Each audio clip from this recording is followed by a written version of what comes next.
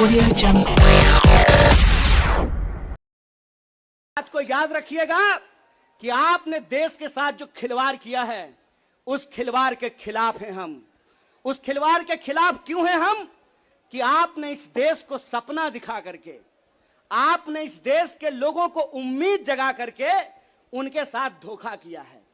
ये हम नहीं बोले थे, श्री 108 श्री माननीय प्रधानमंत्री जी बोले थे कि हर साल 2 करोड़ नौकरी दी जाएगी। क्या मीडिया वाले? मोदी जी बोले थे ना कि हम बोले थे? अरे बोलिए ना महाराज, आपको भी बोलना पड़ेगा, याद रखिएगा इस बात को। सबकी बारी आएगी, इस बात को याद रखिएगा। अरे हमारे लिए क्या है, जब तक जेल में चना रहेगा, आना जाना लगा रहेगा, हमको कोई दिक्कत नहीं है। लेकिन बारी सबकी आएगी, इस बात को याद रखिएगा। कहे थे ना मोदी जी कि हर साल 2 करोड़ रोजगार देंगे, बोले थे कि नहीं बोले थे? अरे बोलिए ना, आप कांग्रेस के कार्यकर्ता हैं, भाजपा के थोड़े हैं कि डर जाएंगे। बोलिए, बोले थे ना, बोले थे ना कि महंगाई कम होगी, बोले थे ना खाते में 15 लाख रुपया आएगा, बोले थे ना अच्छा दिन आएगा। आया क्या? मोदी जी के स्टाइल में पूछूं क्या, आया क्या? अब नया जुमला आया है। अब नया जुमला आया है कि हम अग्निपथ लेकर के आए हैं। एगो भाजपा का नेता ईमानदार है, कैलाश विजयवर्गीय को धन्यवाद देना चाहिए। कम से कम उसने इस देश के नौजवानों की शंका दूर कर दी। उन्होंने बता दिया भाजपा की नई योजना है तैयार, भाजपा ऑफिस में सभी नौजवान बनेंगे चौकीदार। यही योजना है ना। लेकिन मैं कहता हूं विजयवर्गीय जी, आपका बेटा बल्ला बहुत बढ़िया चलाता है, अफसर पे बैठ चला रहा था, उसको बीजेपी ऑफिस में क्यों नहीं सिक्योरिटी गार्ड बना देते हैं? मंत्री का बेटा बनेगा सेक्रेटरी, मंत्री का बेटा बनेगा बीसीसीआई का सेक्रेटरी, और किसान मजदूर का बेटा बनेगा भाजपा ऑफिस में सिक्योरिटी गार्ड। हाय रे हिपोक्रेसी, इसी को हिपोक्रेसी कहते हैं ना। और बेईमानी किसको कहते हैं? देश की जनता को लगा कि जब मोदी जी बोल रहे हैं तो सच ही बोलेंगे। मोदी जी की हर बात को मान लिया देश के लोगों ने। मोदी जी ने कहा दीपक जलाओ तो देश ने दीपक जलाया। मोदी जी ने कहा बत्ती बुझाओ तो देश ने बत्ती बुझाया। मोदी जी ने कहा थाली बजाओ तो देश ने थाली बजाया। सब कुछ किया इस देश ने। लेकिन देश अब तक इंतजार कर रहा है कि मोदी जी जो हमको कहे थे उसमें से एक भी चीज पूरा नहीं किए हैं। और ये देश की जो परिस्थिति है, इस परिस्थिति पे मुखर होकर के हमारे नेता बोलते हैं। इस बात का हमको गर्व है कि सरकार के सामने बिना झुके कोई लड़ता है अड़ करके तो उसका नाम राहुल गांधी है। अरे आप कहते हैं मोदी जी मैं भी चौकीदार, मोदी जी के समर्थन में लोग कहते हैं मैं भी चौकीदार। ये चौकीदार नहीं है, ये देश के ठेकेदार हैं। और ये देश के ठेकेदार कैसे हैं? क्योंकि इस देश के लोगों का, उनके भविष्य को ये ठेके पे कर देना चाहते हैं। ये जो अग्निपथ योजना है, इसकी मोटी मोटी बात आप समझ लीजिए। मैं बड़े ध्यान से सारा प्रेस कॉन्फ्रेंस सुन रहा हूं।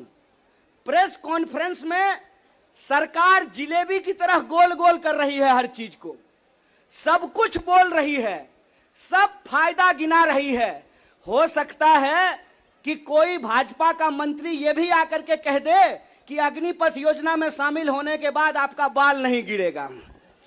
जिस तरीके से उसके फायदे गिनाए जा रहे हैं, लेकिन असली बात नहीं बताया जा रहा है। एक सिंपल सवाल है, सरकार को इस बात का जवाब देश के नौजवानों को देना चाहिए। क्या सिंपल सवाल है कि जो भर्तियां हो रही थी वो भर्ती होगी कि नहीं होगी? सवाल नंबर 1 सिंपल बात है। पहले आर्मी में हर साल 75,000 कम से कम लोग बहाल होते थे। बाद में बीजेपी ने इसको घटा करके 50,000 कर दिया। और पिछले 2 साल में, अब तीसरा साल है, 50,000 लोगों को भी भर्ती नहीं की गई। बहाना क्या दिया गया? बहाना दिया गया कि कोरोना था इसीलिए भर्ती नहीं किए।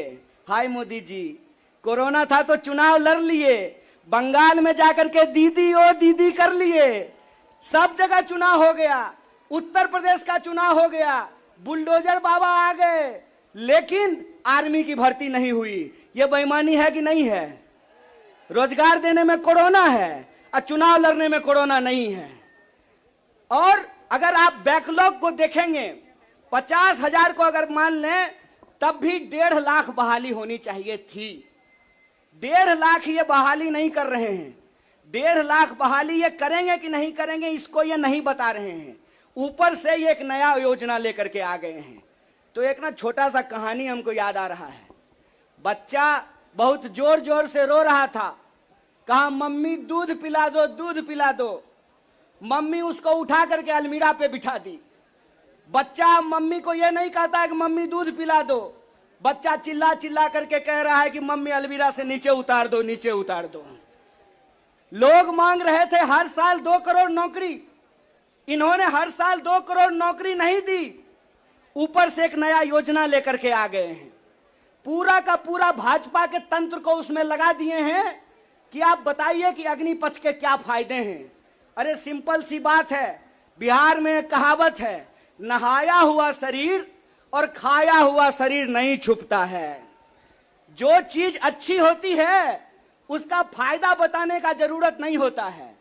जो चीज में कोई खराबी होती है उसका खराबी छुपा करके, आपके घर पे कोई सामान बेचने के लिए आता होगा तो उस सामान का सब कुछ अच्छा अच्छा ही बताता होगा। आप ट्रेन में जब जाते होंगे, बस में जाते होंगे, तो जब जूसर बेचने वाला आता है तो एक संतरा से आपको 1 गिलास जूस निकाल करके दिखाता है, और वही जूसर जब आप घर पे लेकर के जाइएगा तो आधा गिलास जूस भी आपको आपके घर में नहीं निकलेगा। ये जो बेचने की मानसिकता होती है, इस बेचने की मानसिकता के खिलाफ हैं। ये सत्याग्रह 2 लोगों के बीच में है। जावेद अख्तर ने लिखा है, इस एक हमारी एक और उनकी मुल्क में है आवाजें दो आवाज है। एक वो आवाज है जो इस देश को बेचना चाहता है, वो देश के सरकार में बैठे हुए हैं। एक वो आवाज है जो देश को बचाना चाहता है, वो सड़कों पे खड़ा है, वो जंतर मंतर पे बैठा हुआ है, वो सत्याग्रह कर रहा है। और ये सत्याग्रह हम इसलिए कर रहे हैं कि सरकार के झूठ को हम समझ रहे हैं। झूठ क्या है? झूठ है कि ये लोग परमानेंट बहाली को बंद करने जा रहे हैं। परमानेंट बहालियां नहीं होगी।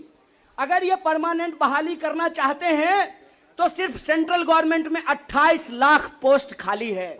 ये परमानेंट बहाली बंद करके ठेकाकरण के फायदे देश को समझा रहे हैं। जब भी देश में कोई ठेकाकरण किया जाता है तो सिर्फ उसका फायदा ही फायदा बताया जाता है। जब भी देश की कोई सार्वजनिक संपत्ति बेची जाती है तो उसका फायदा ही फायदा बताया जाता है। लेकिन इस बात को याद रखिएगा कि देश में अगर सारी सार्वजनिक संपत्तियों को बेच दिया गया तो देश का क्या होगा। एक बार आप इस बात पे विचार कीजिएगा कि अगर एयर इंडिया नहीं रहेगा, अगर नहीं होगा एयर इंडिया, तो क्या करेंगे ज्योतिरादित्य सिंधिया? समझना है कि नहीं समझना है? आप हमको बताइए कि सरकारी रेलवे नहीं होना चाहिए, सरकारी बीएसएनएल नहीं होना चाहिए, इनके हिसाब से सेना में नियमित नौकरी नहीं होनी चाहिए। जब सब कुछ सरकारी नहीं होना चाहिए तो सरकारी प्रधानमंत्री लेकर के ढोल बजाएंगे? फिर सरकारी प्रधानमंत्री भी क्यों होना चाहिए? सरकारी संसद भी क्यों होना चाहिए? देश का मतलब होता है देश की राष्ट्रीय संपत्ति, देश का मतलब होता है देश की राष्ट्रीय सेना, देश का मतलब होता है देश के लोगों का सम्मान। इसीलिए मैं आप तमाम लोगों से यह आग्रह करने के लिए आया हूं, कांग्रेस पार्टी की लड़ाई सिर्फ अपने नेता को बचाने की लड़ाई नहीं है। कांग्रेस पार्टी की लड़ाई इस देश को बचाने की लड़ाई है। वो देश जिस देश को गांधी ने बनाया है, जिस देश को नेहरू, मौलाना अबुल कलाम आजाद ने बनाया है, उस देश को बचाने की लड़ाई है।